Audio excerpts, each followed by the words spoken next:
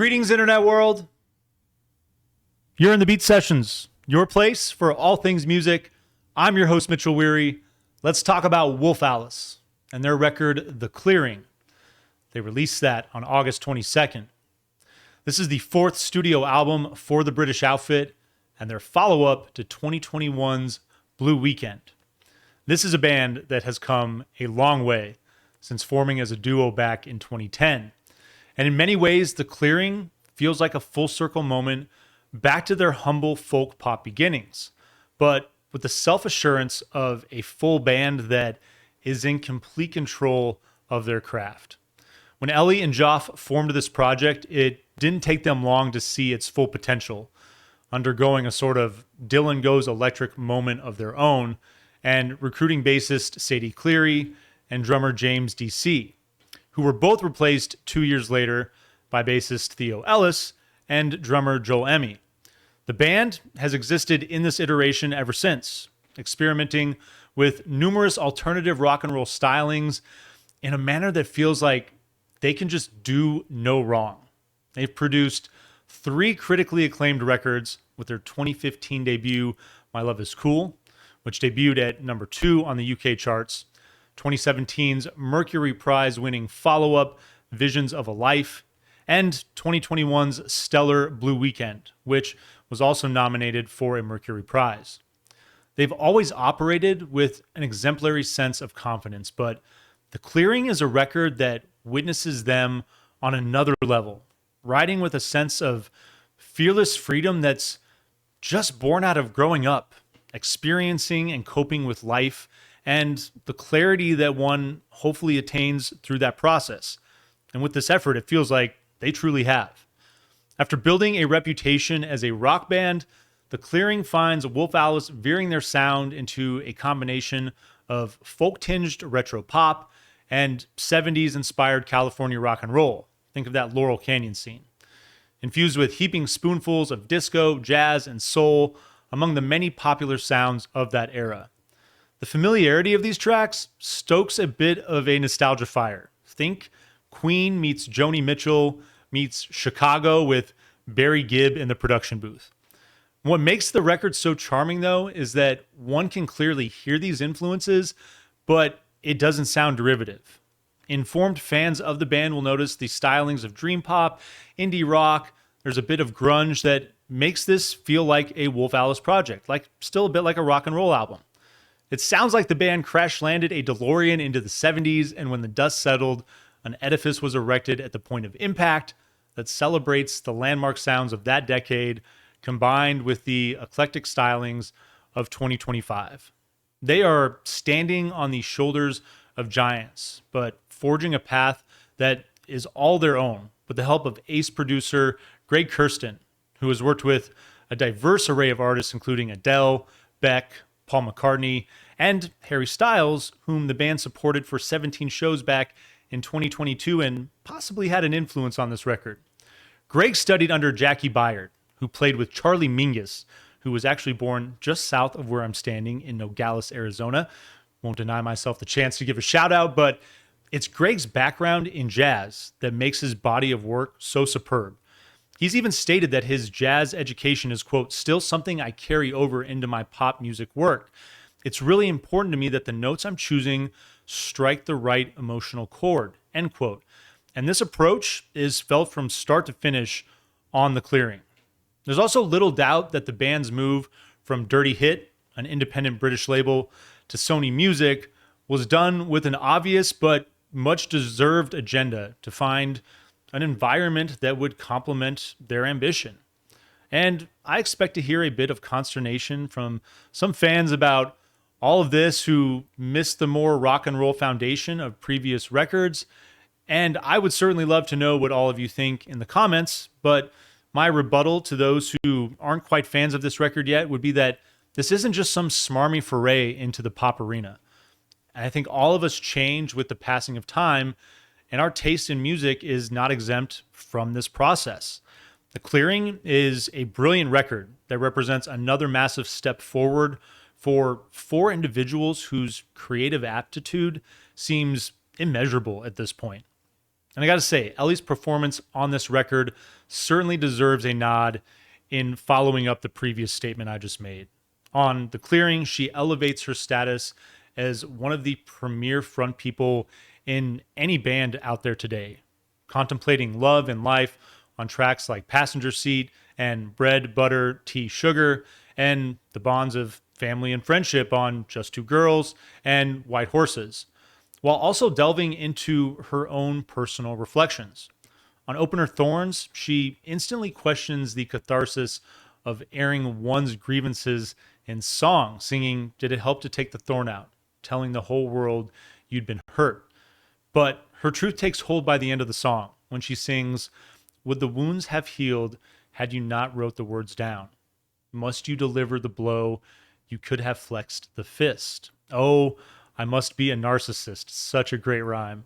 God knows I can't resist. She just keeps going and finishes to make a song and dance about it.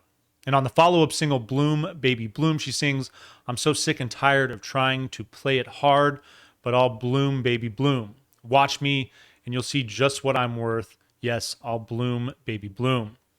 Her songwriting throughout the record demonstrates a maturity in her perspective. That part of being happy is accepting our flaws and celebrating the people we become as a result of these lessons that we learn. She remains vociferous and biting. It's an integral part of her charm, but she does so by delivering with a quiet confidence on this record that makes her more astral than ever. She's sentimental and graceful in her study of herself and her characters. And this is captured brilliantly in the Carpenter-esque Midnight song when she sings, "I host what I know is a most wholesome home, but it's not forgotten the girl in me." Her sublime soprano reaches new heights on this record, leaving the door to the past open enough to illuminate the limitless landscape ahead for her and for this band as an entirety. This album opens with Thorns, leads things off with a bright two-chord piano riff with shimmering strings that work briefly to usher in Ellie's gorgeous soprano. It's a minimal open with subtle melancholy and a timeless pop sensibility, with psychedelic harmonies that make her voice sound like it's underwater. It's really unique. And a bit of a slide element too. A drum roll just before the 45-second mark brings this track to life, with the strings returning with prominence.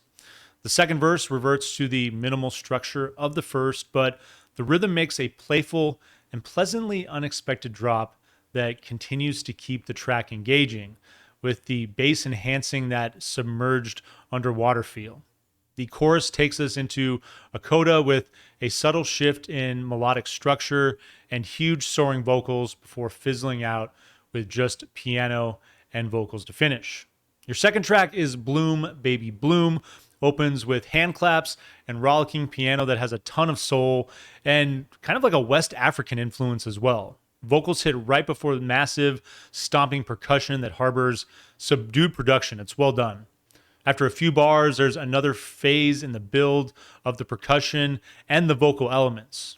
All of the peripheral elements cut out, returning the track to its piano and vocal bass and clacking drumsticks that keep the rhythm of the song in a brief pre-chorus. Then the song continues to get just playful beyond belief. It's tinged with rock and roll, disco, funk, pop, just about anything that any of us have heard in the last 50 years. It's quite impressive. They managed to brilliantly squeeze it all into this track, and it's so much fun for that reason. Your third track is entitled Just Two Girls, kicks out with all of the elements in retro soul fashion. There's the jaunty staccato piano, a funky bass line with muffled tone, driven by stylings of bossa nova and jazz, that classic sound of a band like Chicago, as I mentioned. Honestly, it kind of sounds like a theme song to a TV show too, in a good way though. The first portion of the track features two separate builds into a hook where the music stalls on the lead line, "You're So Right," and then subtly builds the momentum coming off these segments. After the second turn, fluttering synths build with soft effect into the chorus, enhancing the staccato lead into the main hook built on the title's track. Then the track runs through one more cycle through the hook before moving into very opulent disco-driven instrumental and wrapping up with a final go on the hook to finish. Your fourth track is entitled Leaning Against the Wall. Begins with the sound of a room full of conversations. It's subdued in its production, though, as this jazz-influenced percussion gently slides in. An acoustic guitar does the same with a bit of bass that follows, and all the instrumentation seems to be working in lo-fi as pronounced vocals from Ellie follow with full force. It's an interesting choice in production as the energy swells in a moment where the rhythm drops and then the guitar seems to find an equal level with her vocals. The mood of the song shifts into darker territory with a sharp contrast in the bright vocals and synth work driven by clacking, galloping electronic percussion. The track does a second cycle of this structure before it transitions into a coda at about the 3 minute and 15-second mark, with live percussion enhancing the energy of the track to finish it out. Your fifth song is entitled Passenger Seat. Got another one that opens with another familiar sound. This time it's a car blinker that quickly fades in on a breezy acoustic-driven rocker with light piano that pairs with the bass and intermittent electric guitar that plays with an arpeggiated riff. The turnaround that leads into the first verse is utilized throughout the song with a handful of other nuances that keep this track pretty interesting. This one moves fast and consistently, finishing with a brief instrumental jam, but it is an enjoyable moment in the middle of this thing. Leading into your sixth song, Play It Out, got this trickling piano that takes this one out of the gate, creating this buoyant and thoughtful atmosphere with lyrics that amplify this mood. The softest touch of bass plays in the backdrop, with other light synths providing the song with feathery textures that intensify, leading to a bridge at the halfway mark. It feels like the song is doing a swan dive, starting high in the air and then gracefully colliding with the water, submerging itself in a newfound weightlessness. The drums surprise brilliantly just before the 2 minute and 45-second mark, moving the track into psychedelic pop territory. The song increases in intensity, hitting a crescendo with the line, "Just let me play it out," repeating the line once to close, gently on the sound of a merry-go-round. Your seventh track is called Bread, Butter, Tea, Sugar, picks the energy back up with a jaunty piano lick and bright vocals that soon relinquish control to a rock and roll style track, with the drums taking their rhythm from the piano and a light chugging guitar attack. It's not long before the piano is reincorporated into the song, and it truly sounds like something Queen could have done, honestly. There's so much that happens before the rhythm takes a pause just after the 1 minute and 15-second mark, with an airy segment of vocals, synths, and keys that lead into a bridge that's dominated by high-pitched strings. The rhythm returns for this portion as the song takes a rock and roll turn to follow, segueing into a guitar solo that has 3 different parts. The journey of this one in 3.5 minutes is a wild highlight for me. I absolutely love this song, one of my favorites. And it leads into your 8th number, Safe in the World. Mellows things out with a mid-tempo rhythm and a light electric guitar with a big open note that leaves room for the lead guitar to play in a bit. It's got a pretty minimal feel to it, considering everything that's come before it, with a roots rock feel that's driving it. Love the way the thick rolling bass becomes more pronounced in the verse and gently soaring vocals of the chorus that take hold.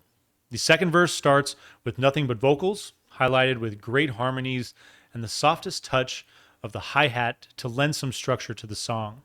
The rest of the instrumentation works back in, building the momentum towards a complementary finish that accelerates the song, but it doesn't go over the top in doing so. Really like the balance that's developed there. Your 9th track is entitled Midnight Song. Arpeggiated acoustic guitar leads this thing off with bright and wispy vocals joining in soon after. It feels like Ellie is dialing into her inner Joni Mitchell, or I also said, it sounds like Karen Carpenter a bit too, showcasing how truly beautiful her voice is. There are harmonies that work in, along with an array of other elements that create a captivating build, while keeping the track grounded in its folk character.